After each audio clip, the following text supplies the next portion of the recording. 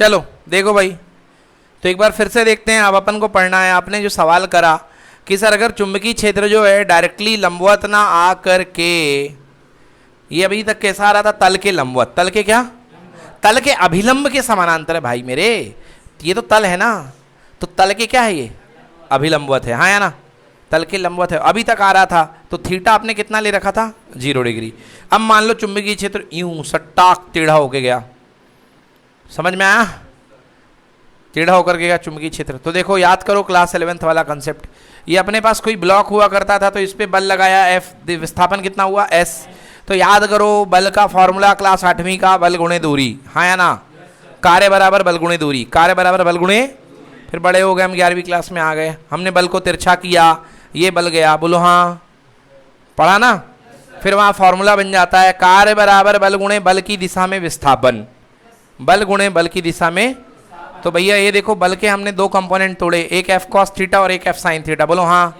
अब इधर की तरफ घसीटा मारने के लिए कौन सा कंपोनेंट जिम्मेदार है, F cos थीटा या F sin थीटा। तो भैया बल बराबर F cos थीटा गुणे विस्थापन कितना है S, क्योंकि F cos थीटा की दिशा में कितना घसीटा मार रहे हो S, तो कार्य बराबर आ गया Fs cos थीटा और बन गया W equal to F dot S, ये बन गया। ये 11वीं क्लास था, मिटार दूं, मिटार दूं, ये मिटार दिया। अब चलो फ्लक्स की बात में आ जाओ, ये अपना फ्लक्स है, ये अपना क्षेत्रफल है, बोलो हाँ। अभी तक सीधा आ रहा था, कोई दिक्कत नहीं थी।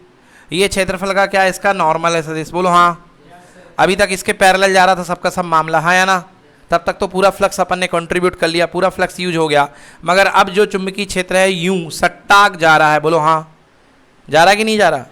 हाँ, अब चुंबकीय क्षेत्र नॉर्मल के साथ कितना कोण बना रहा है, थीटा। ये क्या है बेटा, बी, क्या है ये, बी। अब इस बी के 2 कंपोनेंट टूटेंगे, बोलो ये क्या टूटेगा,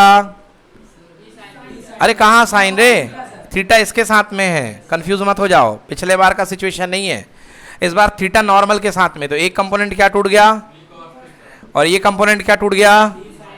हाँ तो बताओ तल के लंबवत कौन है, बी कॉस थीटा की बी साइन थीटा, तल के लंबवत कौन है, बिल्कुल सही, मतलब अपने काम का कंपोनेंट कौन है, तो एकांक क्षेत्रफल से आने वाला कंपोनेंट कौन है, तो ये अपने ds क्षेत्र से जाने वाला कंपोनेंट कौन होगा, बी कॉस थीटा इंटू कितना, यस आ गया समझ में ना।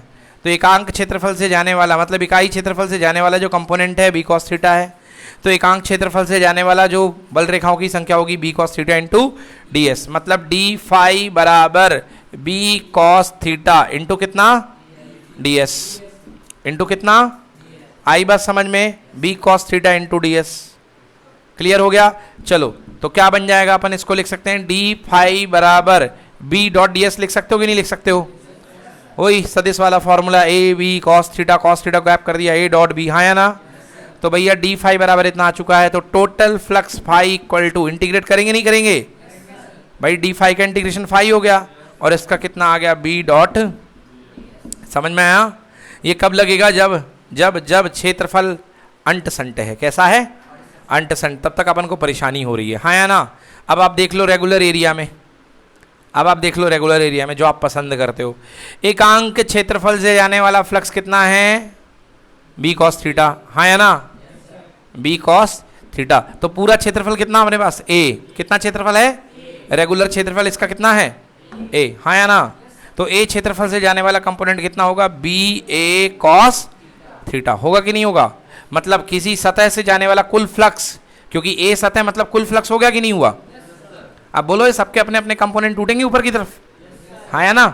इसलिए तो मैंने पूरे में किसका मल्टीप्लाई कर दिया, ए का, किसका मल्टीप्लाई कर दिया, ए का। तो टोटल फ्लक्स बराबर हो गया कितना, बी इंटू ए इंटू कॉस थीटा, तो फाई बराबर कितना हो गया, बी डॉट ए। तो बच्चों चिंता करने की बात नहीं है, अगर आपके पास आपको यही बस फॉर्मूला याद है बी ए कॉस थीटा, तो सारे आंसर आपके आ जाएंगे, समझ में आया। बट याद रखना केवल सीधे b इंटू ए मत लगाना हर जगह, ये b इंटू ए केवल तभी लगेगा जब क्या होगा, वो सतह के लंबवत, समझ गए ना। बाकी जगह में क्या लगेगा, बी ए कॉस थीटा, क्या लगेगा, नोट कर लो बच्चों। तो ये तिरछा वाली समस्या भी खत्म हो गई अपनी, ठीक है।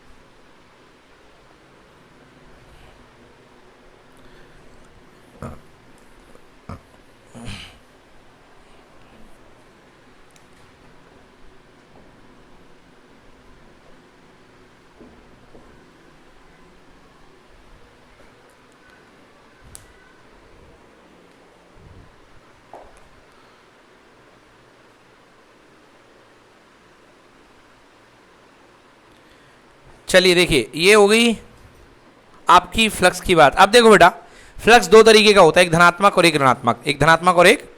अगर यहां से फ्लक्स बाहर की तरफ जा रहा है तो बोलो ये कोण कितना बनेगा, थीटा, हाँ या ना। और अगर फ्लक्स अंदर की तरफ आएगा, फ्लक्स अंदर की तरफ आएगा, समझ गए ना, अगर फ्लक्स अंदर की तरफ आएगा तो उल्टा डायरेक्शन में कोण बनेगा। अगर आपका एक तो चीज है फ्लक्स बाहर जा रहा है और एक फ्लक्स कहाँ आ रहा है, अंदर आ रहा है, तो फ्लक्स की दिशा ये ना है, बोलो इस समय, हाँ या ना, ये वाली दिशा ना इसके बाहर निकलने की। तो क्षेत्रफल के साथ अब जो कोण बनेगा इसका, अब देखो क्षेत्रफल के साथ इसका कोण पहले कितना बन रहा था, थीटा। अब ये सदिश नीचे की तरफ ले जाओ तो ये वाला कोण कितना बनेगा, 180 माइनस थीटा, 180 माइनस थीटा। बोलो बनेगा कि नहीं बनेगा। यार एक बात बताओ, ये कोई लाइन है, मेरी बात सुनो, ये कोई लाइन है, ये इसका नॉर्मल है, हाँ या ना, ये इसका नॉर्मल है, ये वाला कोण कितना है, ये वाला कोण थीटा, तो ये वाला कोण कितना बचा, 180 माइनस थीटा। तो मतलब हाँ, ये वाला सॉरी, ये अभिलंब के साथ ये कितना बचा, आए बात समझ में कि नहीं आई। तो मतलब जाने वाले फ्लक्स के लिए तो आपने यहाँ पे थीटा रख दिया है। अगर आपका फ्लक्स अंदर घुसेगा तो बी ए कॉस 180 माइनस थीटा, और कॉस 180 माइनस थीटा क्या होता है, माइनस कॉस थीटा। क्या होता है, भूल गए, आ जाओ। अभिलंब नीचे की तरफ सेट हो जाएगा ना, अभिलंब तो दोनों दिशाओं में होता है, एक ऊपर और एक नीचे। हाँ, चुंबकीय क्षेत्र के बीच का कोण, हाँ। ये डायरेक्शन चेंज हो गई मेरे भाई, ये वाला कोण क्यों लोगे, ये वाला, हाँ तो यही तो ले रहा हूं। अच्छा तुम ये वाला कोण कह रहे हो, अच्छा भाई साहब सुनिए, अब आप कह रहे हो सर ये वाला कोण ले लो, ये वाला कोण क्या ये वाला कोण नहीं है कि नहीं है। उससे बचने के लिए दुर्घटना से ये वाला कोण लिया जाता है कि पता चले, ठीक है ना, क्योंकि वो वाला कोण लोगे तो वही समझ में आ जाएगा, ठीक है ना। तो भाई आप कह रहे हो अरे ये नहीं लोगे यार, क्योंकि ये कोण इसके बराबर है ना, ये कोण इसके बराबर है, ये इसके लिए कंट्रीब्यूट होगा। हाँ अच्छा, एन कैप ऊपर मानोगे तो क्या समस्या है, एन कैप अगर ऊपर मानोगे, लो एन कैप ऊपर मानोगे तो कौन सा कोण लोगे, थीटा वाला, और बल रेखा यूं आ रही है, बल रेखा यूं आ रही है, करके देखो।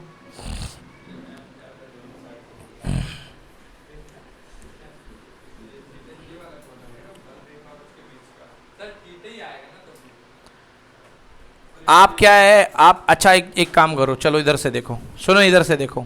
अच्छा ये वाला कोण अभी भी क्या है, यार वो तो दोनों तरफ थीटा बनेगा ना, एक तो बनेगा ही थीटा। आपको आना है, बल रेखाओं को अंदर की तरफ आना है, बल रेखाओं को एक अंदर की तरफ आना है।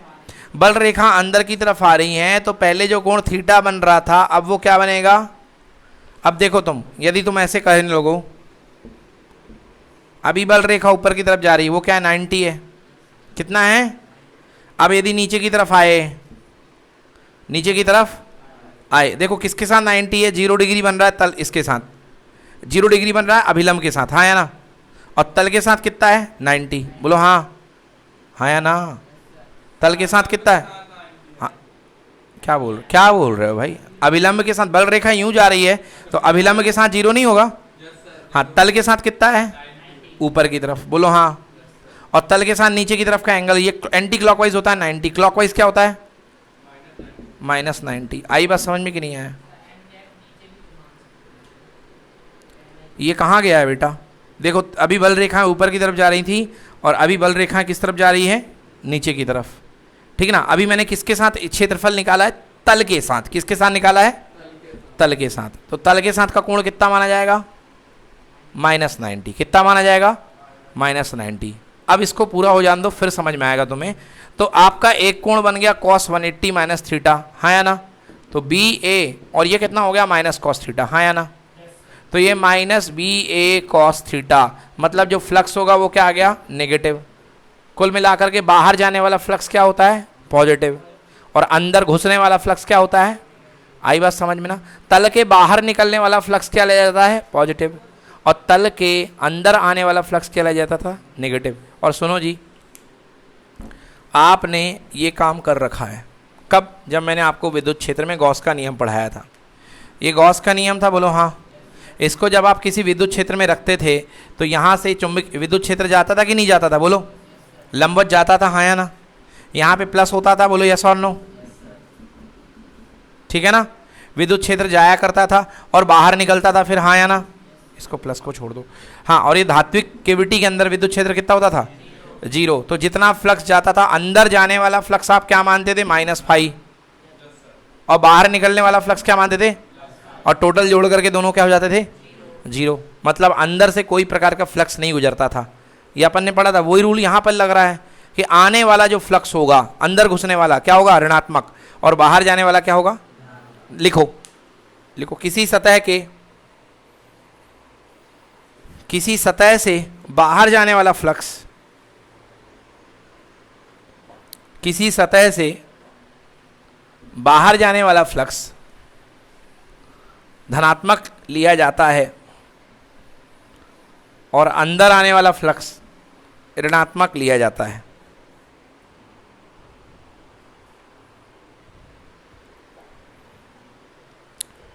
ठीक है?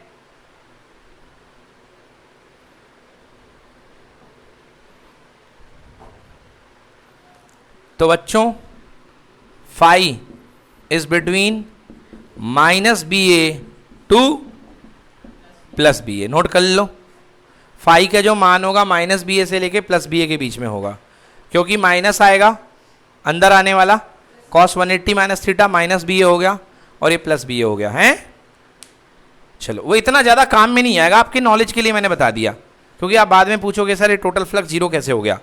तो अंदर जाने वाला -BA और बाहर जाने वाला +BA।